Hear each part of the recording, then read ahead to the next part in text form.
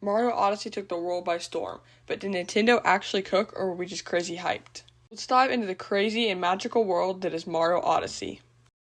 First, let's take a journey back to 2016. The Wii U had become a total fail, but suddenly that didn't matter. On October 20th, Nintendo changed the gaming community forever with the reveal of the Nintendo Switch, and with that came a few sneak peeks. We got our first look at Mario Odyssey, and boy did it look amazing both visually and gameplay-wise. Nintendo had already caught our attention with a game that we had barely even seen. Then came January 2017. The Nintendo Switch presentation provided us with our first Super Mario Odyssey trailer. Let's take a look at how good this trailer really was. Nintendo really took the opportunity to show off the amazing visuals that this game would have at the start of the trailer. The lighting, the graphics, everything just looks so much more polished, and even as you see Mario pop out of the sewer here, he looks so polished too. Then we got a look at some of the mechanics that were going to be in this game. Mario just looks so amazing jumping and running, and it all looks so good. Nintendo didn't really hold back in the initial excitement by showing off the Odyssey and its flying abilities. After seeing the Odyssey flying, we got to see it land in the Sand Kingdom, and the Sand Kingdom looked so cool and the colors were so unique in it.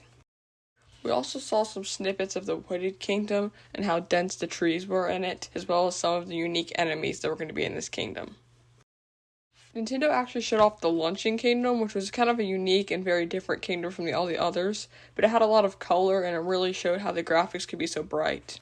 After getting a look at those kingdoms individually, we got a more look at just like an overall montage of the game.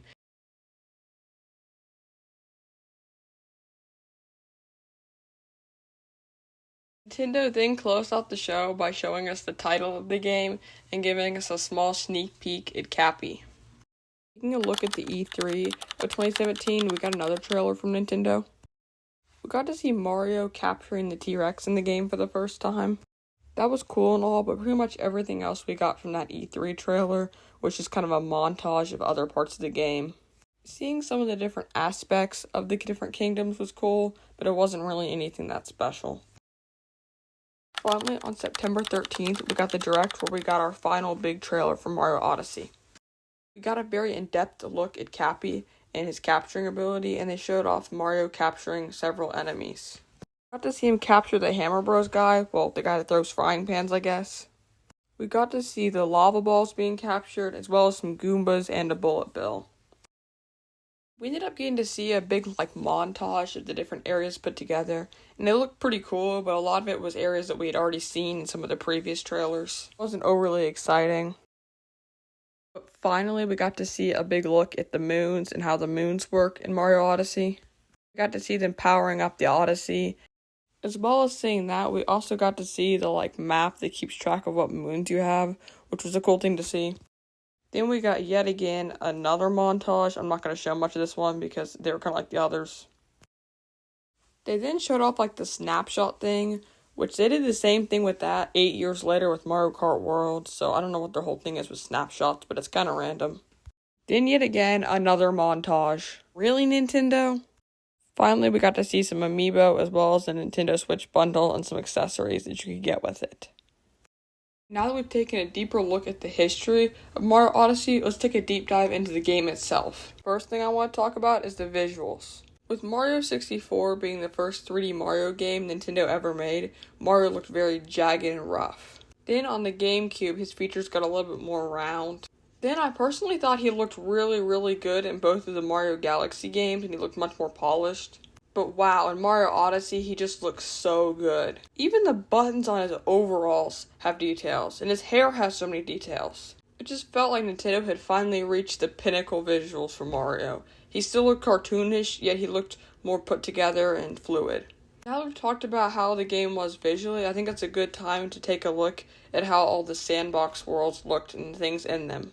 So, I feel like each area had 4 main, parts of it.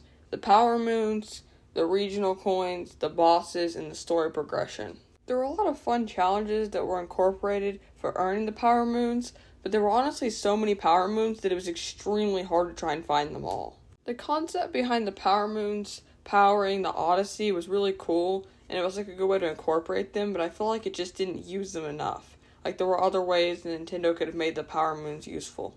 Just looking back on it now, the Power Moons weren't really anything crazy for being the main collectible and like item of the game. Now the purple regional coins were something that I thought Nintendo did flawlessly. There were a lot of these coins in each kingdom, and some were definitely easier to find than others, but I really enjoyed the challenge of looking for different sections of them. And I thought the different costumes and styles for Cappy you could get were really cool too. It just made the game feel more personal. I do hope if we have costumes like this in the next 3D Mario game, that they do serve a greater purpose and they have special abilities or something that's added to them, like the costumes in Donkey Kong Bonanza. Now the bosses and story progression were obviously pretty tied together, with the main bosses for this game being the Brutals, which are Bowser's like wedding planning committee. It was kind of weird. They fit the plot well, they were just a very unusual boss group. But honestly, as a whole, I thought a lot of the boss fights were actually very good. I didn't think any of them felt repetitive or messed up at all. Now that we've talked about the boss fights, we kind of need to talk about the story and like the story progression of Mario Odyssey. I thought the story sections in each like sandbox world were fine, but overall I did not like the story as a whole. But maybe that's just me, because I'm personally kind of against the whole just saving the princess plot, and it's really frustrating that we keep getting that over and over again. Like, Nintendo, can we really stop with this? It's really irritating. That's why, honestly, I felt like the Mario movies we've had so far were a good change of pace, because we weren't just saving Princess Peach for once. The final boss fight that, like, led to the moon, like, the ending of the game and the ending of the story, I thought was kind of frustrating. It was so unnecessarily drawn out for literally no reason. I thought the final boss fight was one of the worst fights in the entire game. Following Bowser through the different kingdoms and all while he was like collecting the wedding stuff was like a fine story progression, but it wasn't anything like super interesting or different. Now the aesthetics of this game were really good. Each region had a good theme, and they were all very well decorated and very colorful with a lot of details. Another little thing that we saw in each of the like areas was the captures, which I thought were kind of weird, and I never really did those. We also got the paintings that you could go through that would take you from one kingdom to another. Which, I mean, they were okay and all, but you usually weren't trying to leave the kingdom we were in, so they were kind of pointless. Obviously, I have not talked about one of the most important features that Mario Odyssey added, and that was obviously Cappy. Cappy was amazing, and being able to transform into any of the enemies was cool, but I really wish they hadn't really used that to completely replace the power-ups in this game. Honestly, I don't know about you, but I personally really loved stacking Goombas for literally no reason. Goomba stacks were just so funny to walk around with. And I don't remember what that one gliding mob's name was, but that mob was actually really fun to use.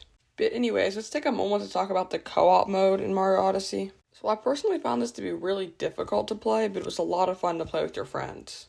With one person controlling Cappy and the other person controlling Mario, you really had to communicate well and work together well. I do wish Nintendo had made a version of co-op where you could both control different characters to make it a little bit easier, but I understand why they didn't do that. Now, the little mini 2D sections were something I thought were really cool and Nintendo really did well. It made the series feel more tied together, and I really hope they continue to build off of this concept in the next 3D Mario game. Now that we've talked about the main game itself, it's a good opportunity to now talk about the post-game content. So the first thing we got was like the darker side mode, and to be honest, I didn't actually really play this at all, so I don't really have anything to talk about with it. Now, I like how they added more moons as post-game content, and even as I go back and play levels now, I still find more in just random places that I would never thought to look before. Overall, there's just a crazy amount of moons to find.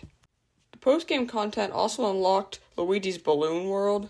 I thought this was a really fun game mode, and it was also a really good way to earn coins. Like, I know personally in the Mushroom Kingdom, I would just shove a balloon on the very top of the castle. But as well as like those games and those features, you could also go back and play like the mini games that were in each area. And some of them were cool, but I thought some of them were not really that good. They also didn't have a ton of replay value after you'd played them a few times, I felt like. With this game, we also got the Mario bundle and some amiibos. Personally, I don't have any amiibos at all, so that didn't really matter to me. I might get some for certain games in the future. But overall, I thought the like extra stuff they released with the game was fine, but it wasn't anything crazy. Ultimately, I think Mario Odyssey was one of the greatest games of all time, but as we get farther into the years, I do start to notice more small flaws with the game that I hope they can improve upon for the next game. If you watched the end and really enjoyed hearing my opinion, would you please consider leaving a like and subscribing to my channel, and I'll see you next time.